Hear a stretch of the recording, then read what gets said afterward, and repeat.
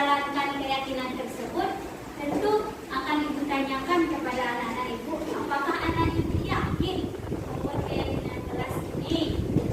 Jadi anak ibu, hari ini kita buat keyakinan kelas kita bersama, dan nanti kita kelompokkan mana yang akan kita pakai, mana yang akan kita yakini. Siap anak-anak ibu? Siap.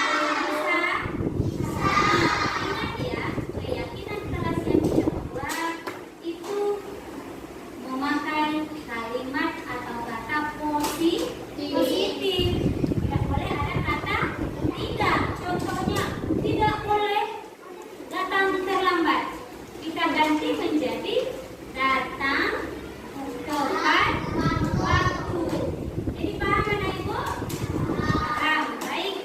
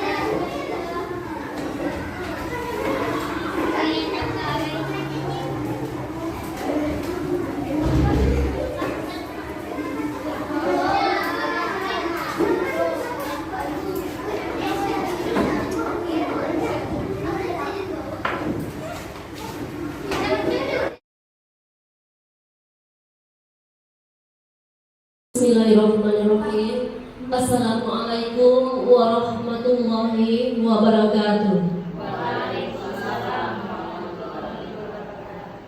Alhamdulillahirabbil alamin. Wassalatu wassalamu ala asyrafil anbiya'i wal mursalin wa ala alihi wa ashabihi ajma'in.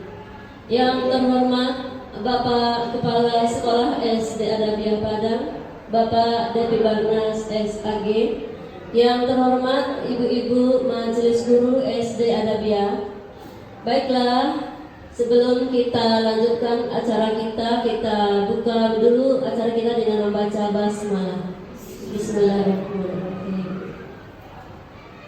Puji syukur kepada Allah Subhanahu wa Ta'ala, yang mana pada siang menjelang sore ini kita telah dapat hadir berkumpul di ruangan ini dalam acara diseminasi budaya positif.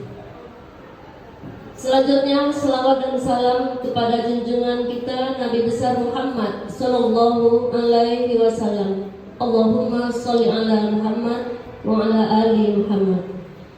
Baiklah, Bapak dan Ibu Majelis Guru, acara yang pertama adalah protokol yang sedang berlangsung. Acara kedua, pembacaan ayat suci Al-Quran oleh Ibu.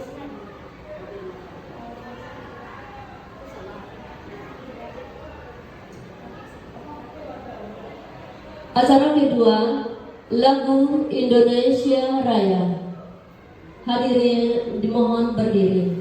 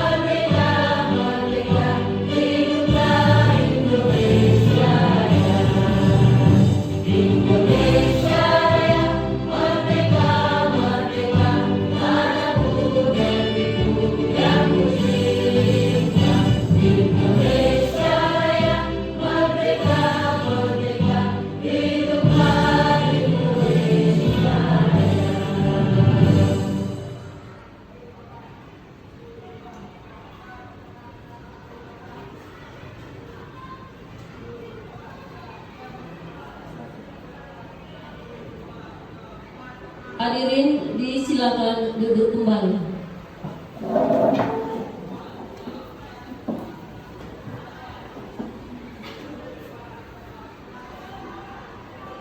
Acara selanjutnya, pembacaan kalam ilahi oleh Ibu Novrianti SAG. Disilakan. Assalamualaikum warahmatullahi wabarakatuh.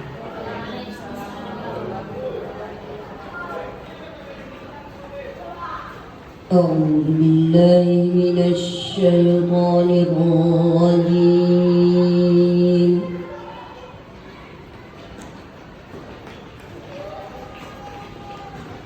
بسم الله الرحمن الرحيم.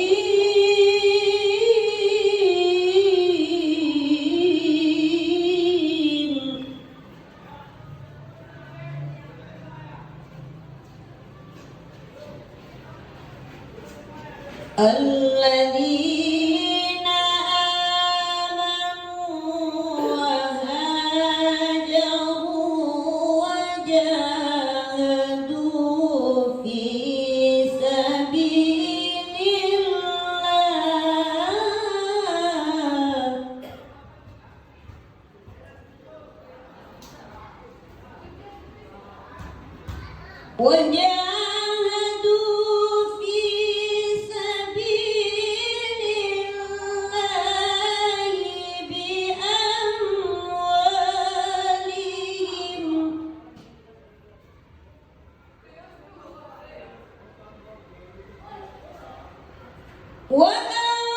وأنفسهم أعظم درجة عند الله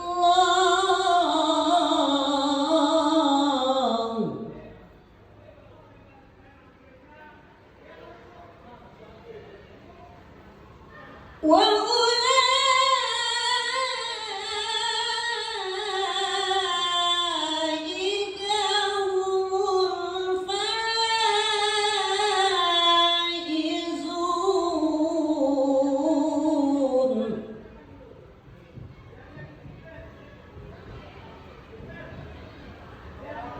يبشرهم ربهم برحمة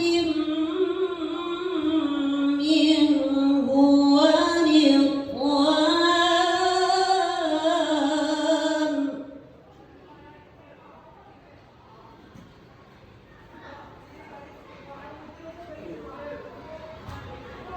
وجنات لهم فيها نعيم مقيم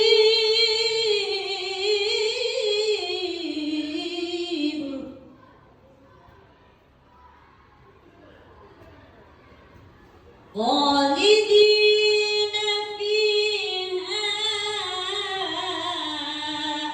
أبدا إن الله عنده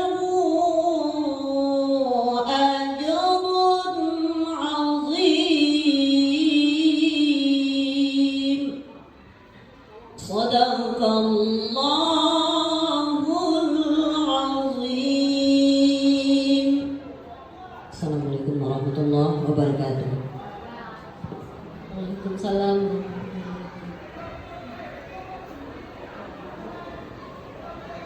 Acara berikutnya, pembukaan diseminasi budaya positif oleh Bapak Kepala Sekolah SD Adabiyah kepada Bapak Dewi Barnas SAGD, silakan. Bismillahirrahmanirrahim. Assalamualaikum warahmatullahi wabarakatuh. Alhamdulillahirabbil alamin wassalatu wassalamu ala asyrafil anbiya'i wal mursalin wa ala alihi wa sahbihi rasulillah ajma'in. Bapak-bapak dan ibu-ibu yang kami hormati, terutama kepada Ibu Yuni sebagai calon guru bergerak dalam rangka diseminasi budaya positif, ya, hal ini nanti akan kita buka secara resmi. Untuk itu pertama sekali adalah kita bersyukur kepada Allah Subhanahu wa taala dan bersalawat kepada Nabi besar kita Muhammad sallallahu alaihi wasallam. Bapak, Ibu-ibu yang kami hormati, dalam kesempatan ini kami sangat support sekali kepada Bu Yuni sebagai calon guru penggerak.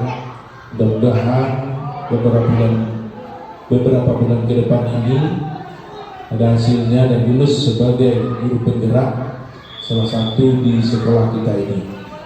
Dan kami berharap kepada ibu-ibu semuanya supaya mengikuti jejak Bu Yuni, karena sekolah yang ada guru penggeraknya itu akan lebih banyak nanti yang berupa pelatihan-pelatihan yang akan diberikan oleh pemerintah kepada kita. Seperti Bu Yuni sendiri semenjak lulus dalam pelatihan kemarin, beliau mengikuti pendidikan guru penggerak selama 6 bulan ini. Kalau lulus selama 6 bulan ini, alhamdulillah beliau dinyatakan lulus sebagai guru penggerak yang ada di sekolah kita ini. Nah, baru satu itu, dan nanti akan diikuti oleh guru-guru kita yang lain.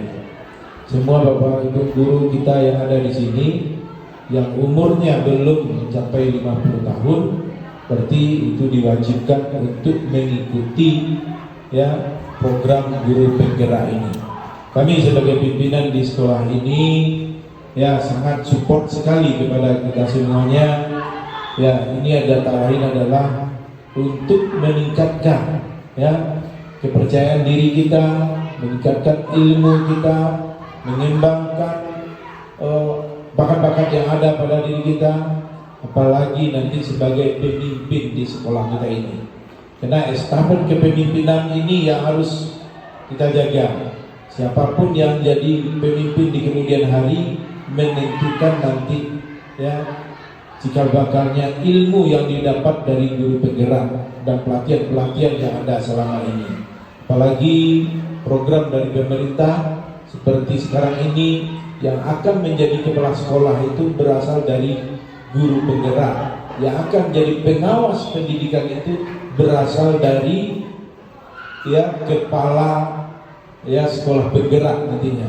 Jadi untuk itu marilah kita sama-sama semuanya mengikuti program guru penggerak ini. Kami dari kepala sekolah menyediakan fasilitas nantinya apapun yang dibutuhkan.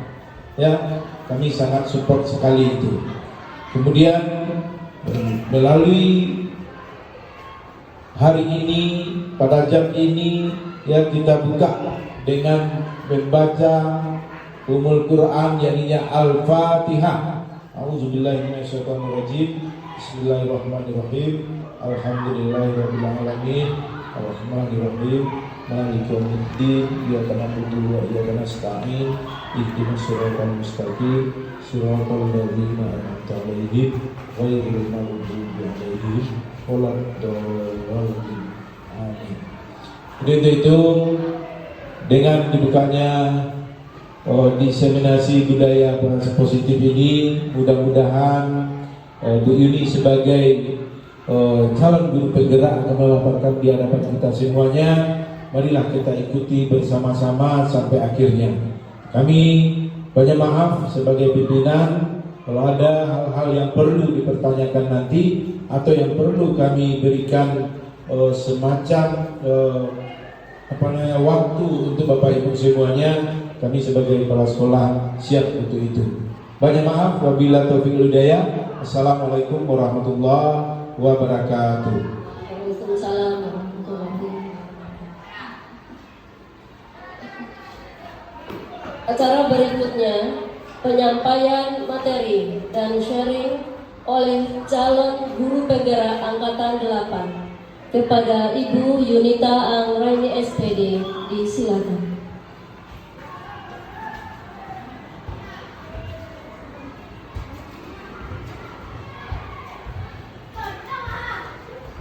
Baik, Assalamualaikum warahmatullahi wabarakatuh. Terima kasih kepada Bapak Ibu dan juga Kepala Sekolah SD Adabiyah yang telah memberikan saya kesempatan dan memfasilitasi saya untuk menyebarkan pemahaman dan pengalaman saya tentang penerapan budaya positif. Acara kita sudah dibuka oleh pembawa acara dan dilanjutkan oleh kepala sekolah. Langsung saja, hari ini saya akan mencoba menyebarkan pemahaman dan sharing beserta sharing tentang ilmu yang saya dapatkan selama saya pendidikan kurang lebih 2 bulan. Alhamdulillah sudah selesai untuk modul 1. Sekarang lanjut untuk modul yang kedua. Mohon maaf Bapak Ibu, saya di sini berdiri di depan Bapak Ibu semua bukan berarti saya lebih pintar, saya lebih bisa. Tetapi saat ini memang posisi saya berada di depan untuk memberikan pemahaman tentang budaya positif. Jadi di sini kita bersama-sama untuk memajukan sekolah kita. Bagaimana cara menerapkan budaya positif ini? Baik Bapak Ibu, karena mungkin hari sudah siang, agak tegang atau mengantuk, bagaimana kalau kita coba ice breaking sedikit dulu. Contohnya mungkin Bapak Ibu udah tahu ya, tapi saya contohkan terlebih dahulu. Kita hanya bertepuk Bapak Ibu. Tepuk pagi, tepuk siang, tepuk malam. Boleh Bapak Ibu diikuti. Tepuk pagi, tepuk siang, tepuk pagi. Belum konsentrasi ya. Baik, kita ulangi sekali lagi Bapak Ibu. Baik, kita ulangi sekali lagi ya Bapak Ibu untuk mengembalikan konsentrasi kita di siang hari ini. Tepuk pagi, tepuk siang, tepuk malam, tepuk pagi. Nah, alhamdulillah sudah kembali konsentrasi kita ya Bapak Ibu. Baiklah.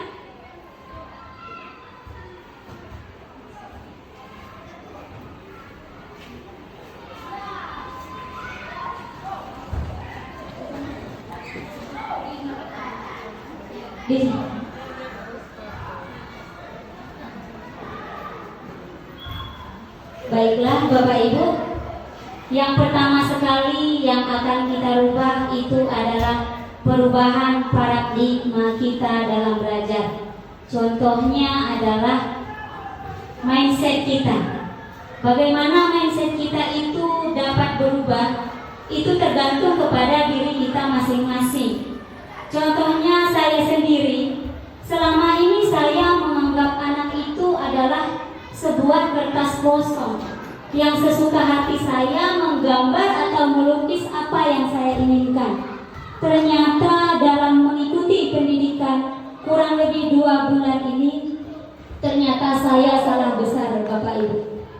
Sebenarnya kertas itu sudah ada isinya, tapi masih samar. Nah, kitalah sebagai guru yang akan menghitamkan garis yang samar tadi. Jadi makanya di sini perubahan paradigma belajar itu sangatlah penting bagi kita. Karena sekarang adalah abad ke-21, anak-anak milenial yang akan kita didik. Jadi kita pun harus merubah paradigma belajar kita.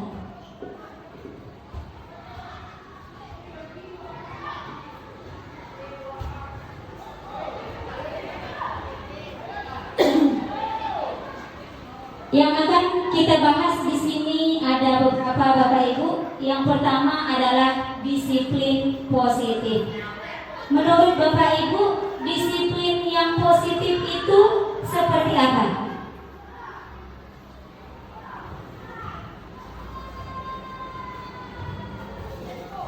Ada Bapak Ibu yang bisa memberikan saran tentang disiplin positif? Hadir tepat waktu. Hadir tepat waktu. Hadir tepat waktu. Di sini itu benar ya Ibu. Disiplin positif itu adalah hadir tepat waktu seperti yang dicontohkan oleh Ibu Witra. Nah, tetapi sebelum kita meminta anak didik kita hadir tepat waktu, apakah kita sudah meminta saran dari anak kita? Apakah dia meyakini dia bisa hadir tepat waktu? Nah, itulah yang akan kita bahas. Hadir tepat waktu itu sebenarnya di tahun ajaran baru kemarin itu sangat bagus sekali untuk kita laksanakan, yaitu membuat keyakinan kelas. Selama ini saya sendiri itu membuat peraturan. Yang saya buat adalah peraturan. Peraturan itu menurut Bapak Ibu apa?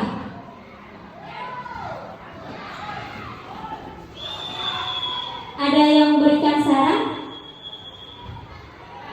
Peraturan, apa itu peraturan Bapak Ibu? Sesuatu yang harus dikerjakan dan dilaksanakan. Berarti di peraturan itu nanti imbasnya akan ada hukuman. Nah, sebenarnya hukuman ini yang kita ganti menjadi konsekuensi atau komitmen. Apabila keyakinan kelas kita buat secara bersama, bukan peraturan yang lahir dari seorang guru saja, maka biasanya seperti tahun 2022-2023 kemarin, saya itu membuat peraturan kelas. Yang melanggar juga, yang disiplin juga. Tetapi alhamdulillah di tahun ajaran yang baru ini kami bersama-sama menyusun keyakinan kelas. Setelah kami susun itu keyakinan kelas, ada banyak ide Bapak Ibu yang saya dapatkan dari anak-anak didik saya. 28 ide yang saya dapatkan. Lalu yang 28 itu kami pilih bersama-sama. Mana yang akan kami pakai, mana yang akan kami kerjakan selama 1 tahun bersama gurunya. Nah, salah satunya keyakinan kelas adalah hadir dan datang tepat waktu. Hari pertama ada 4 orang yang terlambat. Biasanya saya kalau terlambat, rumahnya jauh, kenapa terlambat? Tapi setelah dengan keyakinan kelas ini, anak ibu ingat tidak keyakinan kelas kita? Oh iya Bu. Nah besoknya alhamdulillah tidak terlambat lagi. Tetapi selama ini saya bukan mau merubah paradigma Bapak Ibu semuanya, tidak. Tetapi itu kembali kepada diri kita masing-masing. Dia terlambat itu tentu mempunyai banyak alasan. Terkadang alasan itu tidak bisa disampaikan. Nah, dari situ kita harus memahami anak didik kita terlebih dahulu. Kalau di awal belajar kita sudah marah-marah, sudah menjudge dia dengan kamu suka terlambat, bagaimana pelajaran akan diterima oleh anak didik kita? Sama dengan kita Bapak Ibu, masih di pintu pagar sekolah, saya berjalan, ternyata saya ditegur oleh kepala sekolah, saya salah. Satu hari itu tidak akan ada kebahagiaan untuk mendidik anak-anak saya. Muka cemberut, pikiran banyak, jadi terlantar semua anak-anak yang 28 orang. Jadi untuk itu yang kita siapkan terlebih dahulu adalah kesiapan anak kita di dalam menerima pelajaran. Nanti dulu apakah dia bisa, apakah dia tidak bisa, itu urusan belakang Bapak Ibu. Yang penting apakah dia siap atau tidak untuk belajar. Karena selama ini sama-sama kita lihat di sebelah ada yang menangis.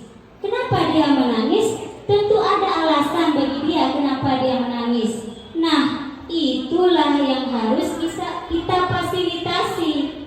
Kita lihat kenapa ya anak ini menangis. Satu hari tidak selesai kita itu ibu mencari titik permasalahannya, berlanjut. Jadi itu untuk disiplin positif. Dan di sini juga ada posisi kontrol, restitusi. Nah, Bapak Ibu, sekarang saya berikan kertas. Silahkan Bapak Ibu, ada pemain A dan ada pemain B. Di dalam kertas ini Bapak Ibu menuliskan sebuah yang sangat berharga sekali. Lalu si pemain B ini berusaha membuka kertas yang ibu kepalkan di tangan ibu.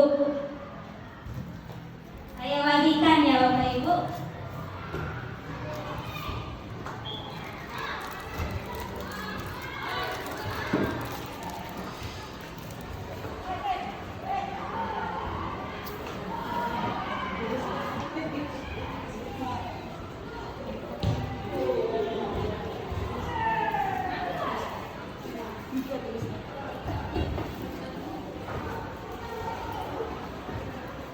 Bapak Ibu sudah mendapatkan kertas. Coba Bapak Ibu, ini pemain A, B, A, B, A, B, A, B, A, B. Nah, kita anggap kertas yang saya bagikan sudah Ibu tulis. Sekarang coba Ibu kepalkan di tangan Ibu kertas tersebut. Lalu pemain B tadi berusaha membuka kepalan tangan Ibu. Coba Bapak Ibu.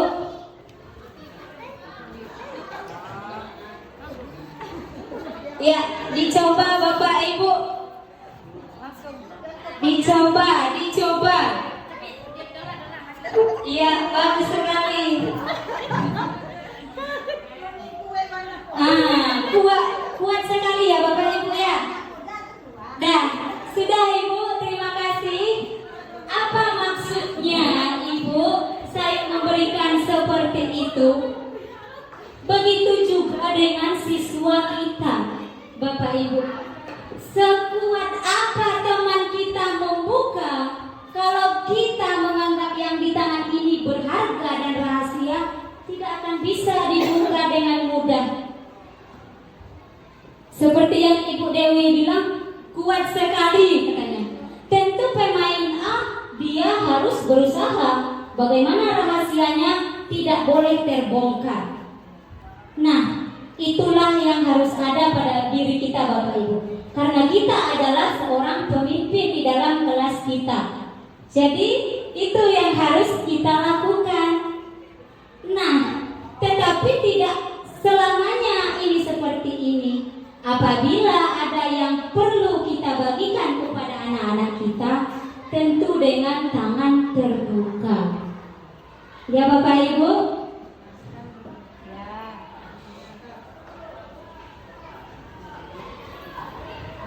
Nah, kita masuk ke dalam ilusi kontrol. Sebagaimana menurut Dr. William Glasser, posisi kontrol itu ada beberapa ilusi. Ada 4 ilusi. Ilusi itu berarti hanya pemikiran kita saja ya Bapak Ibu. Yang pertama, ilusi guru mengontrol murid. Yang kedua adalah ilusi bahwa semua penguatan positif, efektif, dan bermanfaat. Dan yang ketiga itu ilusi bahwa kritik dan saran membuat orang merasa bersalah. Dan yang keempat itu ilusi bahwa orang dewasa memiliki hak untuk memaksa. Selama ini berapa banyak kita memaksa anak didik kita jadi yang kita inginkan. Nah, semoga itu hanya ilusi ya Bapak Ibu. Nah, di sini ada beberapa stimulus dan ada teori kontrolnya. Yang pertama yaitu realita, karena kebutuhan kita itu sama, baik dari dewasa maupun masih anak-anak. Dan teori kontrolnya ada realitas kita berbeda. Lanjut kepada kebutuhan dasar manusia. Nah, 5 kebutuhan dasar manusia ini juga dimiliki oleh murid kita. Bukan hanya guru, tetapi juga murid kita. Yang pertama adalah bertahan hidup. Yang kedua adalah kasih sayang dan rasa diterima. Terkadang ada 28 orang anak. Pelayanan kita ke si A berbeda dengan ke si B. Jadi dirinya merasa saya tidak diterima di sini. Makanya itulah yang membuat anak didik kita pergi ke sekolah. Malas ke sekolah. Kenapa nak? Terkadang dia tidak mau bercerita, tetapi perasaannya merasakan hal yang tidak sepantasnya diberikan oleh gurunya. Dan yang ketiga, penguasaan. Kita perlu menguasai anak didik kita, karena kita di sini wali kelas dan guru bidang studi. Kalau wali kelas itu menguasai seluruh anak didik yang ada di kelas, dan bidang studi itu banyak ya Bapak Ibu. Selanjutnya adalah kebebasan. Rasa bebas juga tetap ada pada diri anak-anak kita Bapak Ibu. Jadi jangan kita salahkan kalau anak kita berjalan ke sana ke sini. Itu terkadang dia mencari ide Bapak Ibu. Sama dengan kita, kalau sudah momen otak kan bisa diajak kerjasama. Nantilah. Jadi anak didik kita juga sama seperti itu. Dan yang terakhir adalah kesenangan. Apabila dia sudah senang, yakinlah Bapak Ibu, hari ini anak-anak libur ya, deh. Tapi apabila dia tidak senang, anak ibu hari ini libur ya, hore katanya. Jadi itu kebutuhan dasar manusia Bapak Ibu. Nah, selanjutnya adalah 5 posisi kontrol. Bapak Ibu, saya mau tanya, kira-kira ada 5 posisi kontrol. Kita berada di mana Bapak Ibu? Kita berada di angka mana Bapak Ibu? Pemantau ya. Ya, benar sekali. Saya juga masih pemantau. Tapi yang idealnya adalah seorang manajer. Tetapi kita sudah mulai berangsur-angsur. Kalau sudah di pemantau, hanya ada 1 langkah lagi untuk menuju manajer Bapak Ibu. Jadi janganlah ada kita lagi yang penghukum, pembuat merasa bersalah, teman, pemantau. Mudah-mudahan semua kita menjadi manajer Bapak Ibu.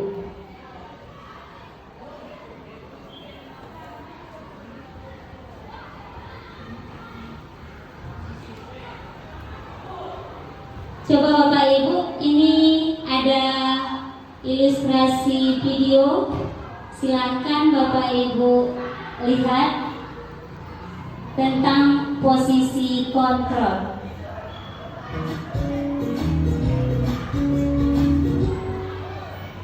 Salam bahagia Ibu dan Bapak Guru hebat. Dalam penerapan disiplin positif restitusi, salah satu program yang dikembangkan adalah 5 posisi kontrol. 5 posisi kontrol dalam restitusi adalah proses perjalanan seorang pendidik agar dapat mengenali dirinya. Pada video kali ini, kita akan membahas tentang 5 posisi kontrol yang dikembangkan oleh Dayan dosen dan contoh penerapannya.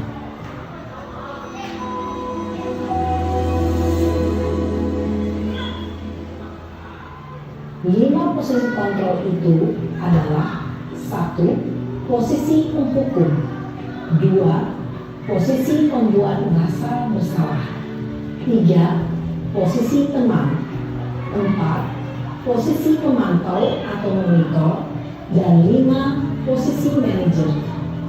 Untuk lebih memahami kelima posisi tersebut, mari kita saksikan kasus kemarin yang terlambat hadir 20 menit di sekolah dan melihat bagaimana kelima posisi kontrol dalam menghadapi masalah tersebut.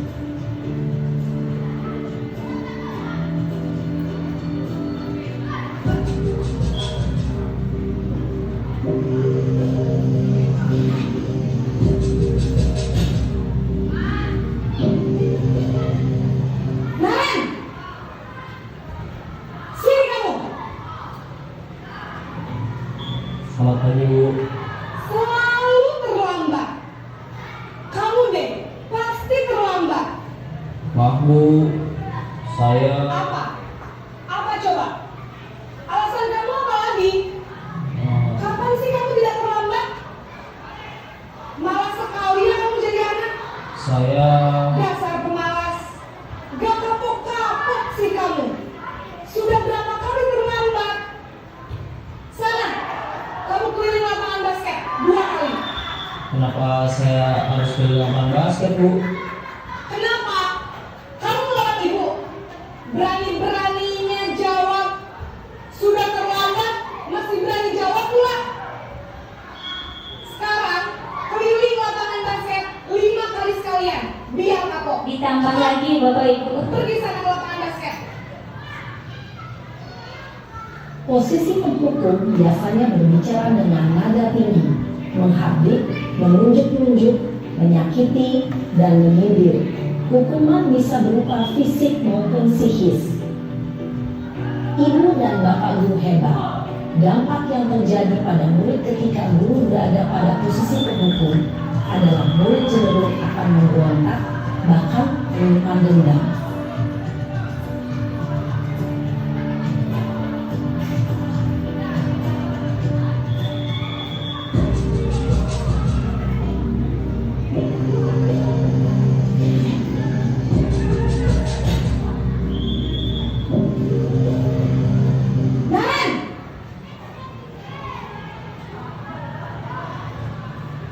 Selamat pagi, Bu.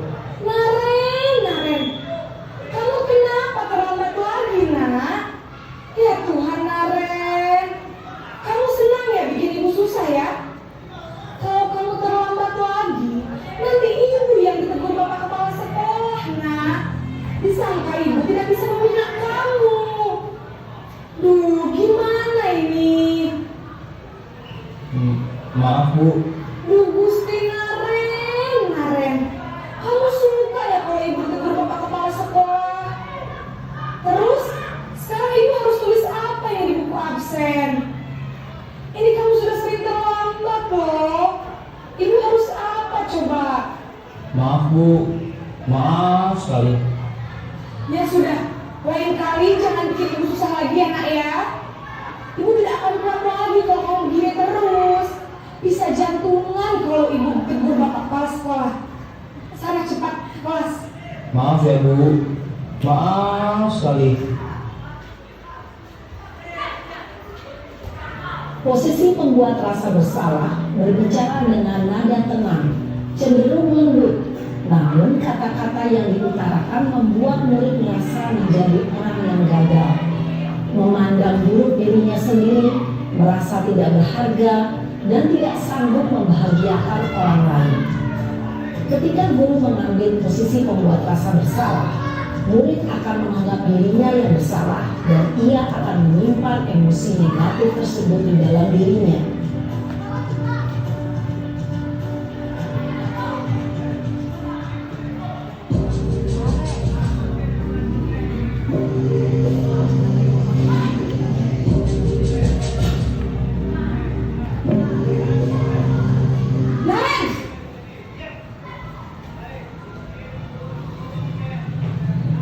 Selamat pagi, Bu. Wah, sudah jam berapa ini, nak? Terlambat lagi ya, sayang. Iya, Bu. Habis ibu saya lupa bangunkan saya, Bu. Kamu malah menyalahkan ibu kamu. Kamu bukannya anak yang larinya paling kencang. Kok terlambat sih? Iya, Bu. Saya memang terlambat bangun tadi. Jadi biarpun saya lari kencang, tetap gak kesenjar, Bu. Ya sudah sana. Nanti lain kali larinya lebih kencang lagi ya. Biar gak terlambat lagi. Bikin senang ibu. Demi ibu. Bisa kan? Bisa lah, Bu.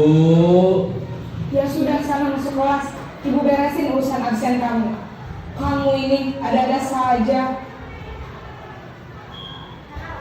Dalam posisi teman, guru berbicara dengan nada suara ramah, akrab, cenderung bersenda gurau untuk menjaga suasana tetap santai. Murid akan merasa senang, aman, dan akrab dengan guru. Identitas yang tercipta adalah identitas sukses atau berhasil. Namun, perlu diingat, karena ini masih dorongan eksternal, maka ada faktor ketergantungan dari murid kepada orang tertentu. Di sini guru absennya, sehingga di lain waktu murid bisa berperilaku baik, namun hanya kepada orang-orang tertentu saja.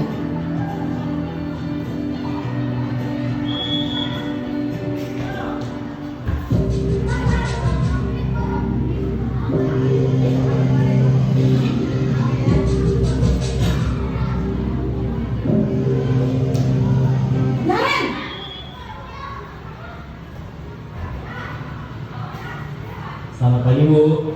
Naren, apa peraturan sekolah kita tentang jam berapa kita harus masuk sekolah, nak? Kita harus di sekolah jam 7, Bu. Iya betul, sekarang sudah jam 7.20. Naren sudah tahu konsekuensinya jika terlambat hadir. Paham, Bu. Saya harus tinggal kelas pas jam istirahat selama 20 menit. Iya benar, konsekuensinya demikian. Jadi nanti jam 9.30 pas istirahat, kamu harus tinggal di kelas, kerjakan tugas tambahan untuk ketertinggalan kamu, ya. Baik, Bu. Posisi pemantau mengandalkan penghitungan atau data untuk mengontrol murid. Guru mengarahkan murid berdasarkan peraturan dan konsekuensi. Seorang pemantau menunjukkan bahasa tubuh dan ekspresi wajah yang datar dan cenderung formal.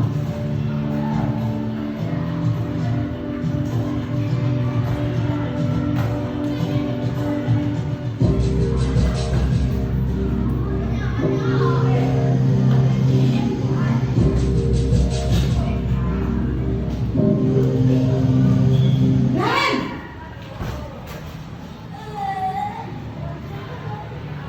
Selamat pagi, Bu. Selamat pagi, Naren.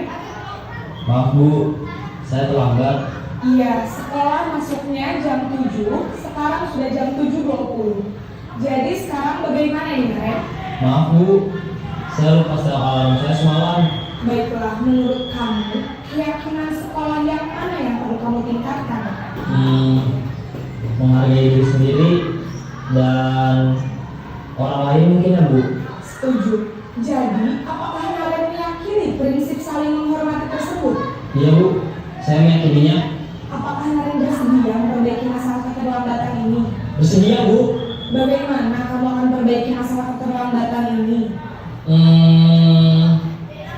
Saya akan coba untuk tidak lupa menyetel alarm saya, Bu.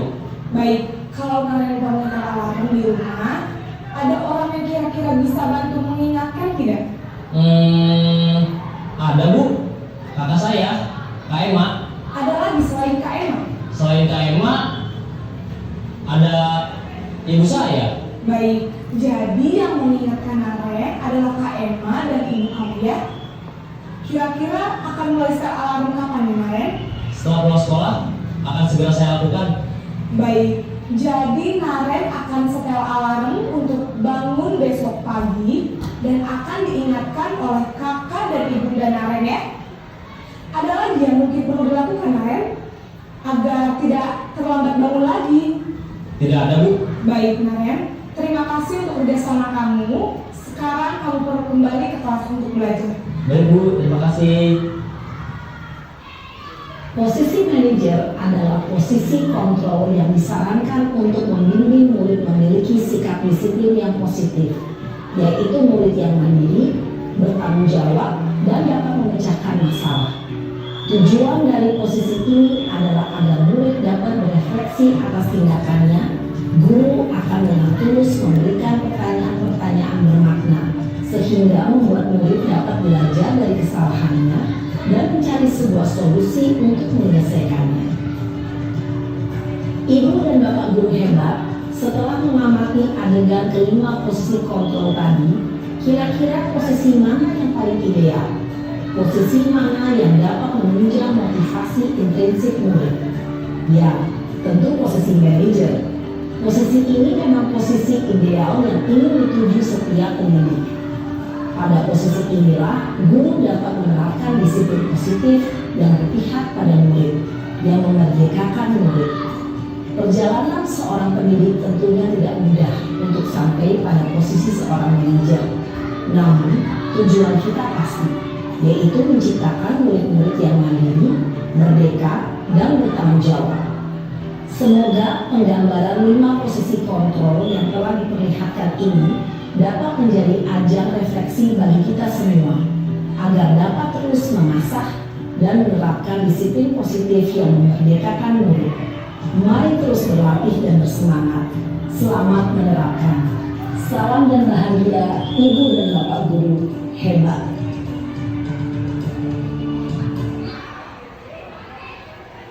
Baik, Bapak Ibu sudah menyaksikan video. Mudah-mudahan bisa membuka mata hati kita dalam menilai anak-anak kita semuanya.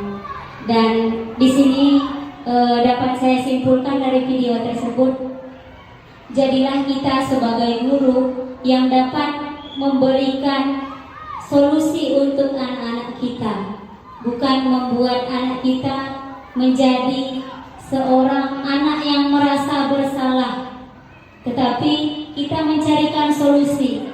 Itulah gunanya keyakinan kelas tadi, Bapak Ibu. Keyakinan kelas itu dibuat bersama dan dipatuhi bersama.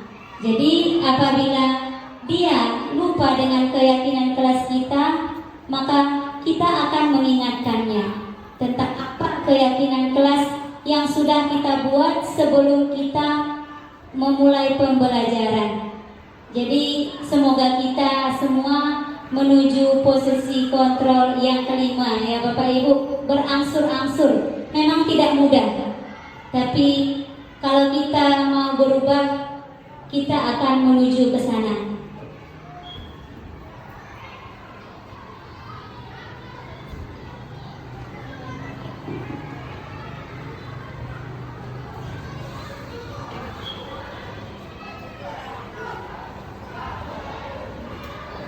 Ini dari Bapak Ibu, identitas yang gagal, dia ada motivasi eksternal dan intrinsik. Kalau eksternal itu dia tentu kalau sudah dia pindah ke sekolah lain, tidak ada lagi yang akan menyanjungnya.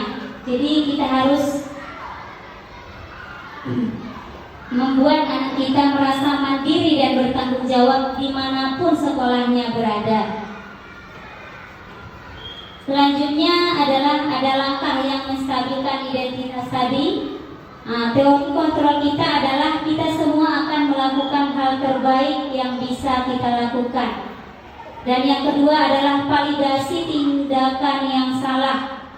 Jadi dia melakukan kesalahan tentu memiliki alasan dan menanyakan keyakinan.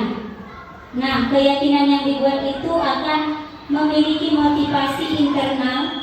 Karena keyakinan yang dibuat itu secara bersama, Bapak Ibu.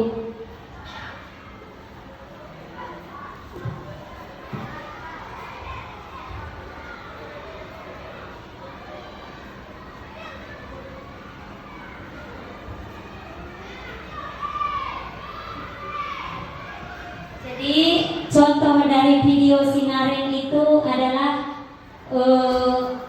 gambaran bagi kita. Tentu mungkin dalam hati kita tertawa sendiri ya Bapak Ibu.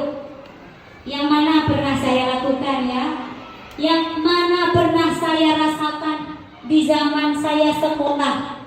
Jadi Bapak Ibu, sedikit dari saya, mungkin tantangan kita saat ini memang sangat sulit Bapak Ibu, karena yang kita hadapi adalah anak-anak milenial. Jangan kita bandingkan dengan kita dulu. Kalau sekarang banyak bedanya. Nah, jadi Bapak Ibu, yang satu yang saya sampaikan, anak didik itu apabila dia sudah mendapatkan guru yang baru atau sekolah yang baru, dia tidak akan mengingat bagaimana Bapak Ibu cara mengajar dia. Yang dia ingat adalah, oh ibuku, dia baik, saya salah, tidak ada marah-marah. Sama dengan saya Bapak Ibu, waktu SD saya bercerita dengan teman saya. Kalau dulu kan itu guru tidak masalah mengenai fisik anak. Saya dilempar oleh guru saya dengan penghapus yang terbuat dari papan sampai ke telinga saya. Telinga saya memerah karena kerasnya Bapak itu melempar saya. Sampai sekarang saya masih ingat. Nah, itulah Bapak Ibu. Jangan kita berikan ingatan yang tidak baik kepada anak-anak kita. Kita berikanlah yang terbaik. Yang penting kita sudah berusaha.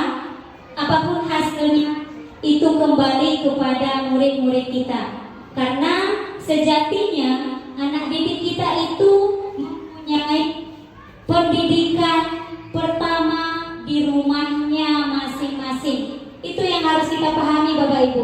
Bagaimanapun kita merubah dia untuk lebih baik, kalau di rumahnya ada kesalahan, kesenjangan, tidak bisa Bapak Ibu. Jadi Bapak Ibu tidak usah mati-matian merubah anak ini harus itu, tidak usah. Kita kembalikan lagi kepada orang tuanya. Yang penting tugas kita di sekolah adalah menuntut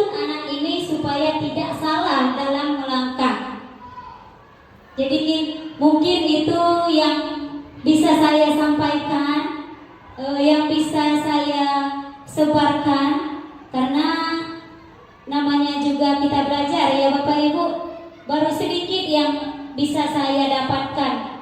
Cuma marilah kita sama-sama merubah paradigma kita, merubah mindset kita, bahwa anak datang ke sekolah bukan hanya belajar, bukan hanya pandai perkalian. Ya Bapak Ibu ya. Jadi itu yang dapat saya sampaikan pada hari ini. Saya berterima kasih kepada Bapak Ibu semua, kepada kepala sekolah yang telah memberikan saya kesempatan menyampaikan sedikit informasi tentang apa yang saya ketahui dari pendidikan calon guru penggerak angkatan 8. Saya tutup sampai di sini. Apabila ada rasanya Bapak Ibu, saya kurang paham, bisa enggak saya? Mari Bapak Ibu kita berkolaborasi. Apa yang saya tahu saya beri kepada Bapak Ibu semua. Kita saling melengkapi, berkolaborasi. Bagaimana cara membuat sekolah kita memang diminati oleh masyarakat dan memberikan budaya positif bagi anak-anak yang diantarkan oleh orang tuanya. Jadi sekali lagi saya mohon maaf apabila ada kesalahan dalam penyampaian. Namanya juga manusia, ada bersifat lupa dan hilaf. Jadi mohon dimaklumi Bapak Ibu. Kalau ada rasanya yang belum puas, silahkan ditanyakan. Kalau saya bisa menjawab, saya jawab. Tapi kalau belum bisa saya menjawab, akan kita cari jawabannya bersama Bapak Ibu. Saya cukupkan sampai di sini. Assalamualaikum warahmatullahi wabarakatuh.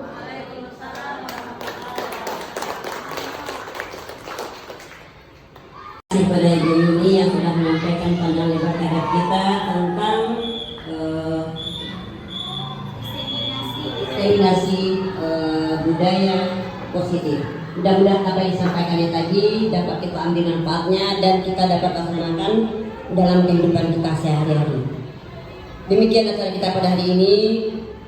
Saya akhirnya membacakan hamdalah. Billahi taufiq wal hidayah. Assalamualaikum warahmatullahi wabarakatuh.